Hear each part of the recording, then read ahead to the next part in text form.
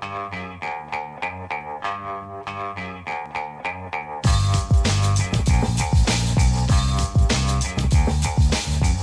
the Brian Lehrer Show on WNYC. Good morning again, everyone. And now we'll continue our series, Primarily New York. It's our lead up to the New York primary, which is on Thursday, September 13th. Today's installment is about an issue that's mostly flying below the radar, but affects many New York families.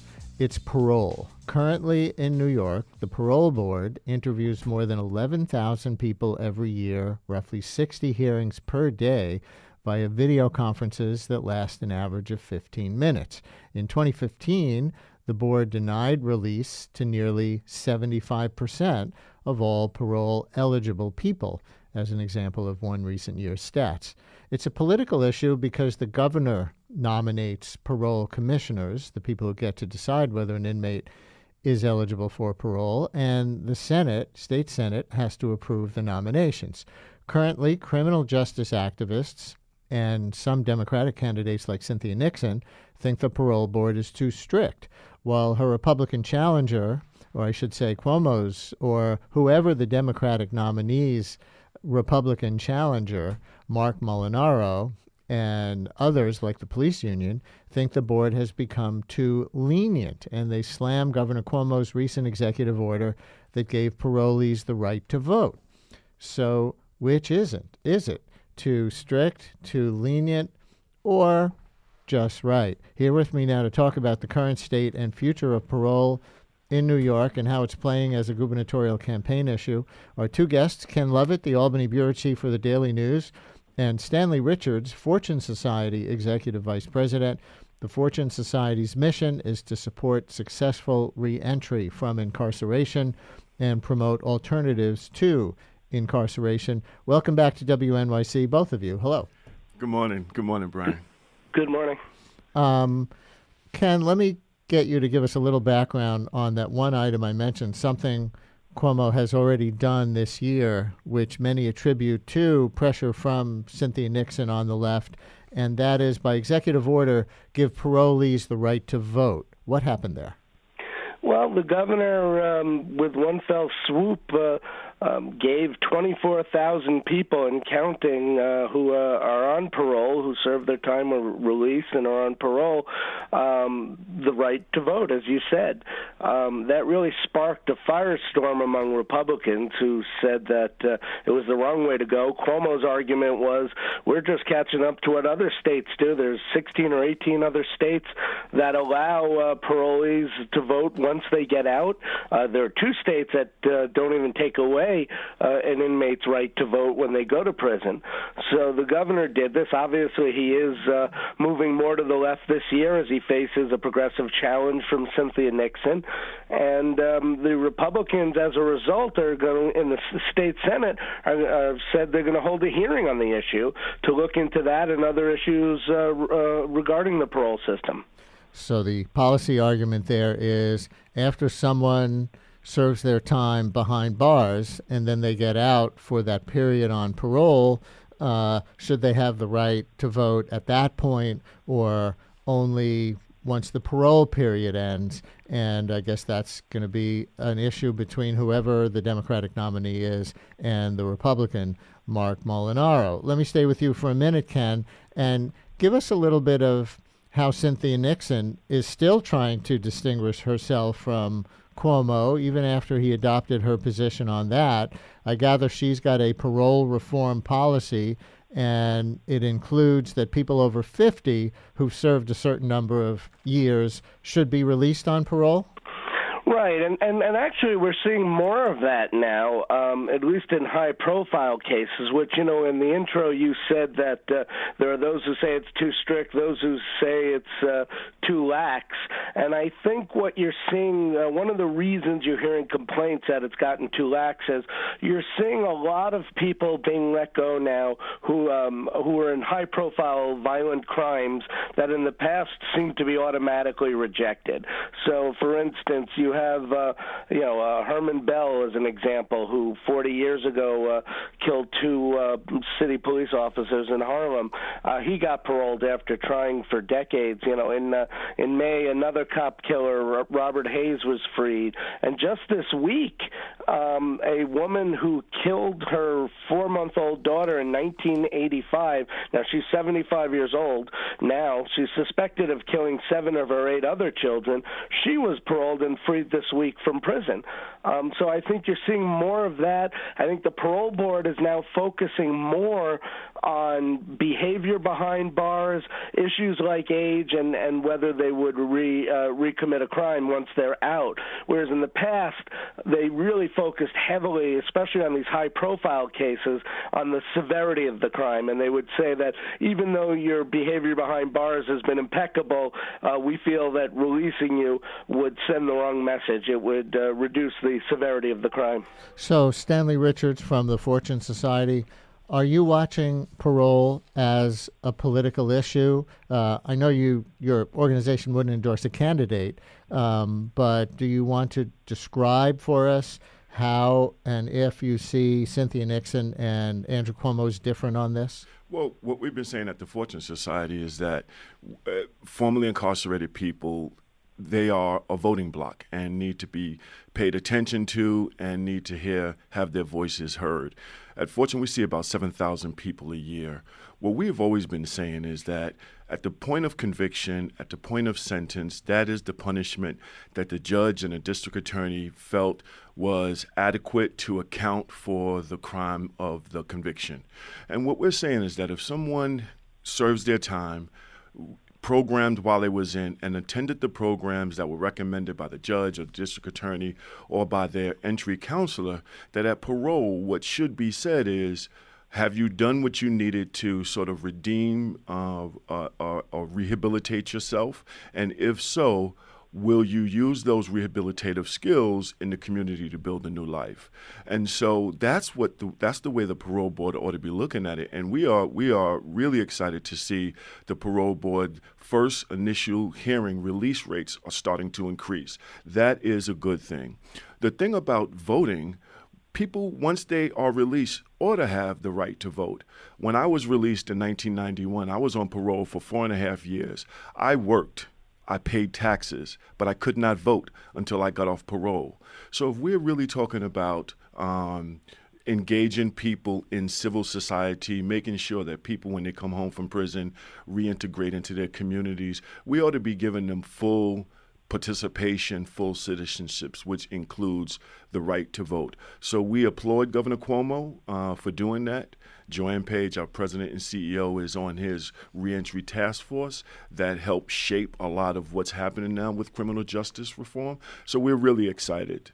As Ken mentioned, Republicans are criticizing the parole board for being too lenient after the recent releases from prison of several cop killers like Herman Bell. The New York Post reported the cops are now demanding that the government fix a loophole that lets paroled cop killers back on the streets. So state Senate Republicans are planning a public hearing into the parole system from that perspective.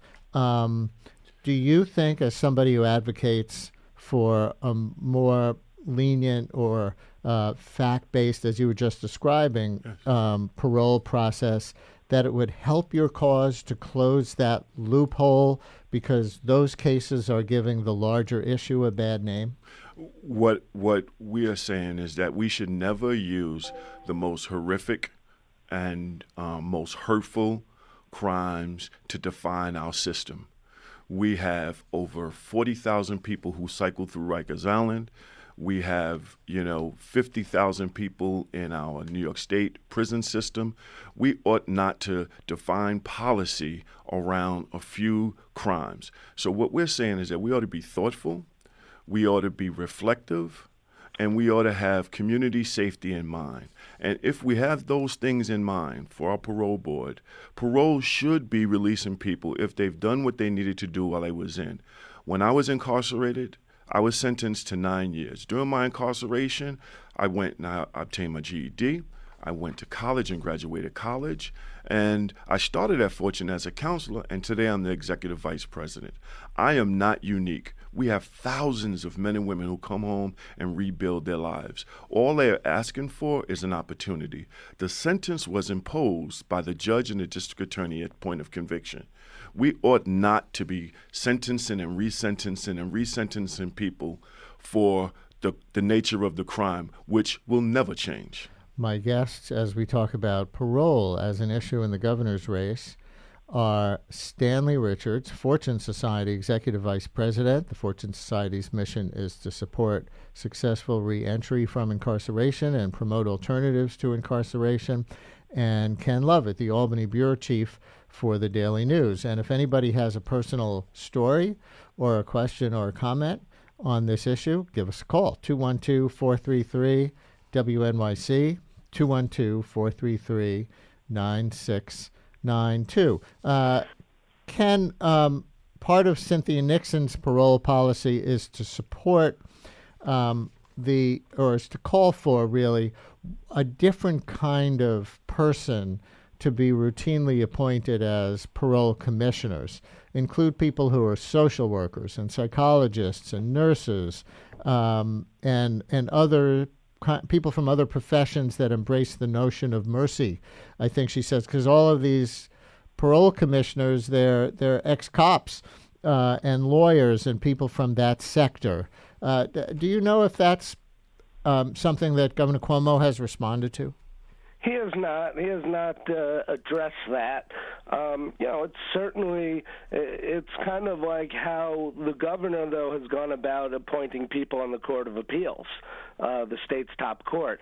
He has said that he wanted to remake the court to include a greater diversity of people and experiences. So, but he has not addressed that for the parole system. I also want to say that a lot of the things we're talking about are crimes that were committed decades ago, and the legislature over the years has addressed a number of these things. So, for instance, cop killers now don't have a chance for parole because at the time they didn't have life in prison without parole. They do now for cop killers. Even with no death penalty, if you kill a police officer, you're in for life. Mm-hmm. There's no chance of parole. And then in 1998, under George Pataki, the last Republican governor, the legislature passed what's known as Jenner's Law, and that ended parole for pretty much all violent felony offenders.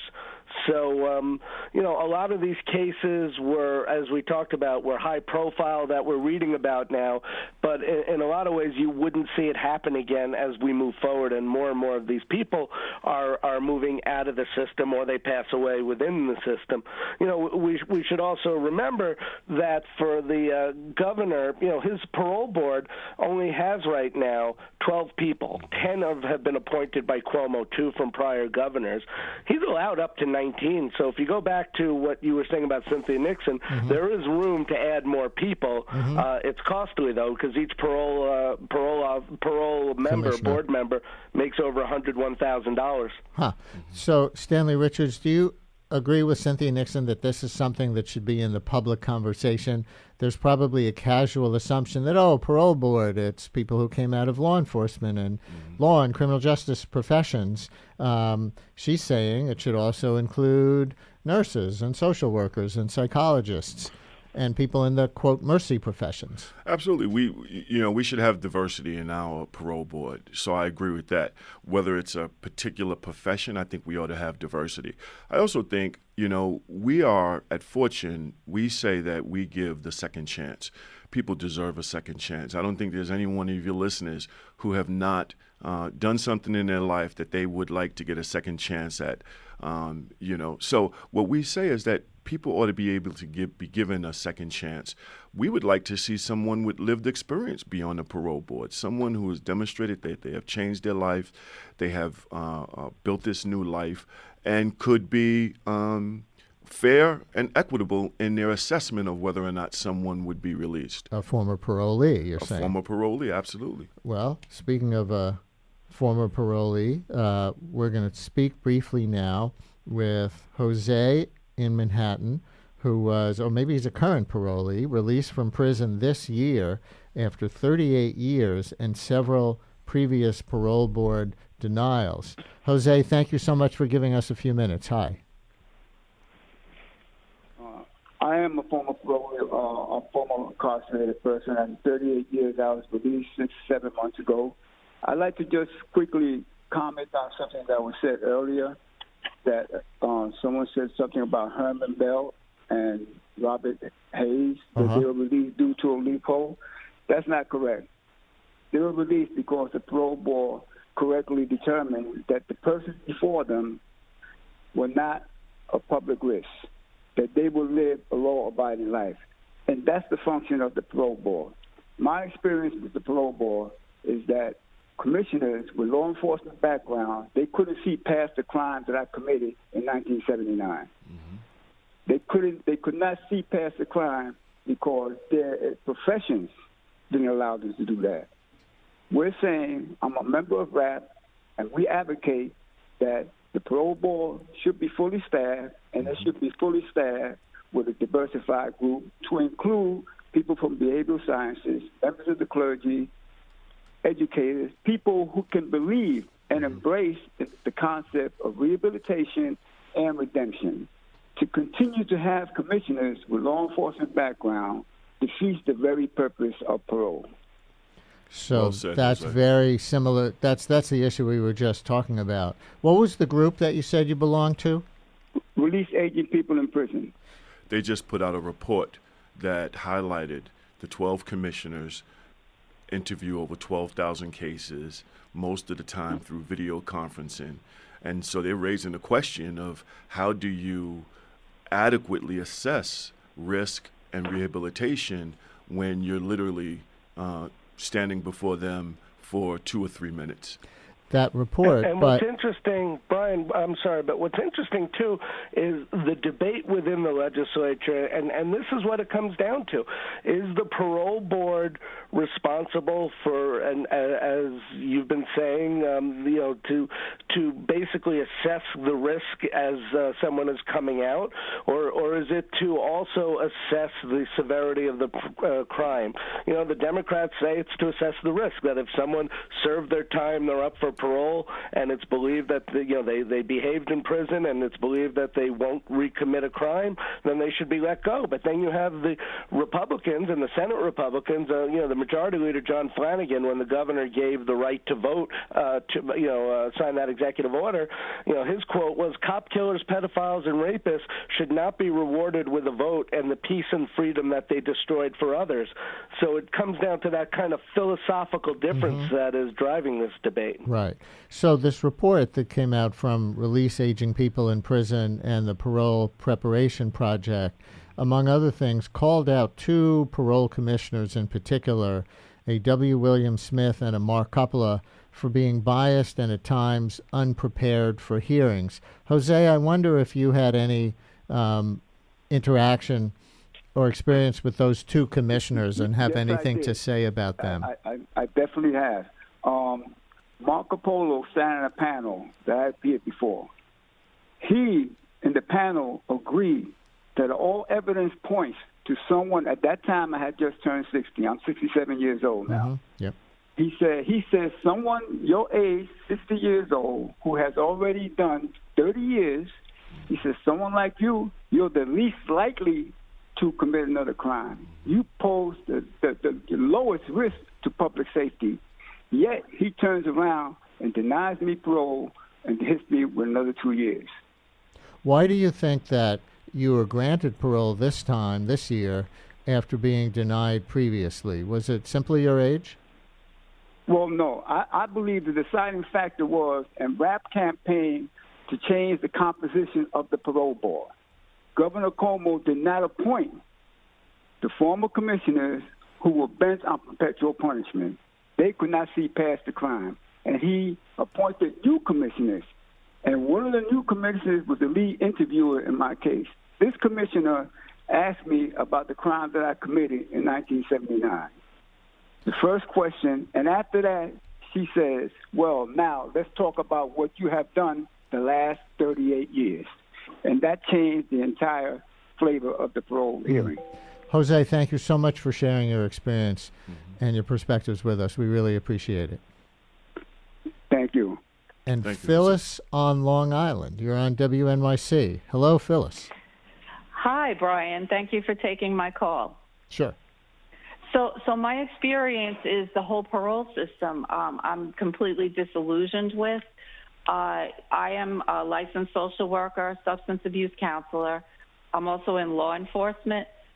And my daughter got involved with a parolee who has completely flouted all of the rules, refuses to comply with what I know. I'm in law enforcement. I'm also a substance abuse counselor. Claims that he can drink, he can do all of these things. He was put on the lowest level of parole, level 4 monitoring, where I think he sees his parole officer every few months. And it's, to me, the whole thing, he's created a complete divide in our family, and tremendous amounts of chaos and really a lot of heartache for us. So in your opinion, he should still be in prison? Well, I think, one, if the parole, and this is where it gets to the voting, when someone's paroled, they are doing their time outside of jail. That's my understanding. He doesn't seem to think it's that way. And giving parolees, one, the right to vote, and I'm a Democrat, lifelong Democrat, completely against that. And I think that if they are going to be paroled, it's a joke that they're not really monitored. But is the parolee your daughter is involved with committing crimes, or do you just have relationship problems?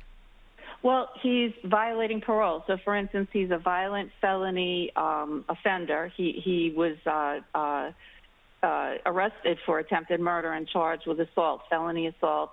Did 8 years. Did 8 years in prison, violated in prison, which we know, he told us, that, did drugs and drank. But he's drinking. He's going to bars. He has committed assault since he's been out.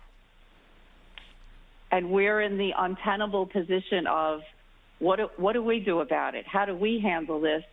My understanding is with the parole officers, they don't think drinking is a serious thing, and yet this guy has committed multiple assaults when he was drinking. Well, I would offer you this. If he's willing to come into the Fortune Society, we provide rehabilitative services for folks.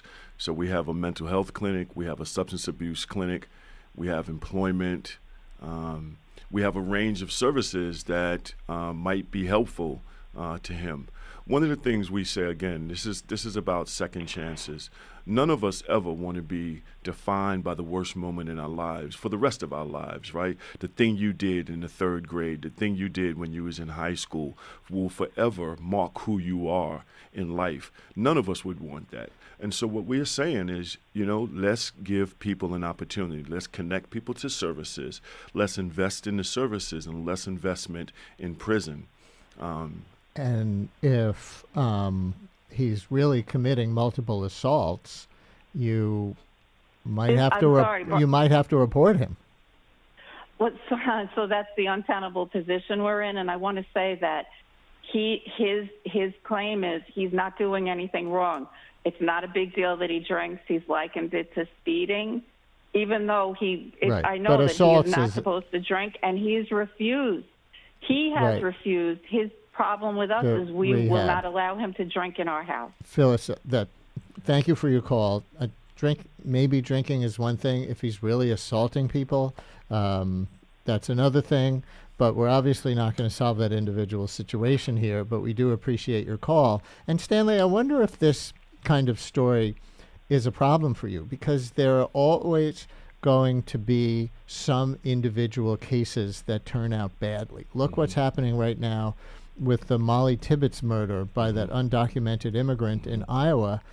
Trump and Fox News and others are using it to try to delegitimize immigration from Mexico overall, even though the stats seem to be that immigrants commit violent crimes, including undocumented immigrants, at a lower rate overall than native-born Americans. And yet you get this one really horrific story, and it's very easy for people then to paint with a broad brush. You get a story like this, let's assume Phyllis is being accurate about it, and then the quest for reform for deserving people becomes more difficult. Right, and that's always the challenge. That's why I'm thankful for coming on your show and being able to talk to your listeners, because we don't want to have policy be defined or policy made with the most horrific cases in mind. That is not reflective of who's in the system overall. And we ought to have sensible criminal justice policy.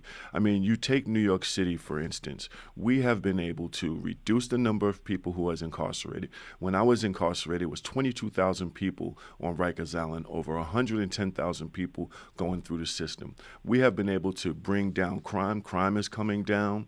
We have brought down the numbers to 8,300 people currently detained in New York City jails. We've brought down from 110,000 people cycling through down to 40. We have made significant strides. And one of the things, the myth busters that we did, was that incarceration equals safer communities. We now know, we have the proof that says we can have safer communities, we can have healthier communities, and we could reduce our reliance on mass incarceration. We know it doesn't work. And we ought to be doing something different. And at the Fortune Society, 7,000 people come through our doors every day. Over 50% of our staff are people with lived experiences. So we know it works. And so part of our mission is to educate the public about that reality. Ken Lovett, before you go, Albany Bureau Chief for the Daily News, let me ask you about one other story that relates to our earlier coverage on the show today. I see you reporting that in the wake of the Manafort conviction and the Michael Cohen guilty plea, that Governor Cuomo is now calling for closure of a double jeopardy loophole in New York State that makes it nearly impossible to prosecute people who are issued presidential pardons. Can you tell that story a little bit? Yeah, right now under state law, double jeopardy is basically you can't prosecute someone twice for the same crime. So if they're, acquitted or they're pardoned, you can't then prosecute them again. What New York wants to do is close a loophole and say that under state law you would be able to prosecute someone who received a presidential pardon and committed a crime in New York, that you would be able to go after them with state charges. The Attorney General's office, first Eric Schneiderman before he resigned, and Barbara Underwood, had pushed the legislature this year to adopt that after President Trump started handing out pardons, and the legislature did not act. The governor now says that he believes the legislature should act and that he would sign it the day it passed. And I would caution us, and I would remind us of Rockefeller. When the Rockefeller drug laws came out, it was this big conversation about we're going to catch the drug dealers who are bringing all of the drugs in, the big-time drug dealers. And what ended up happening is this mass incarceration. And what we ended up catching young African-American Latino kids on the corner of Sound View and sentencing them to 15 and 20 years. So I would caution us to not rush to close what's supposed to be what he's defining as a loophole. So this wouldn't get rid of double jeopardy. It would just get rid of a specific provision regarding whether it was presidential pardons or federal kind of things. It would not get rid of double jeopardy within state law.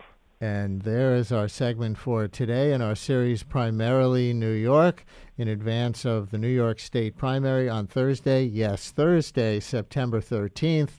Our primary topic today was parole as an issue in the gubernatorial race, something you will hear in very few places. So we thank Stanley Richards, Fortune Society Executive Vice President, and Ken Lovett, Albany Bureau Chief for the Daily News, for participating. Thank you both so much. Thank you, Brian. Anytime. Be well. Brian Lehrer on WNYC. More to come.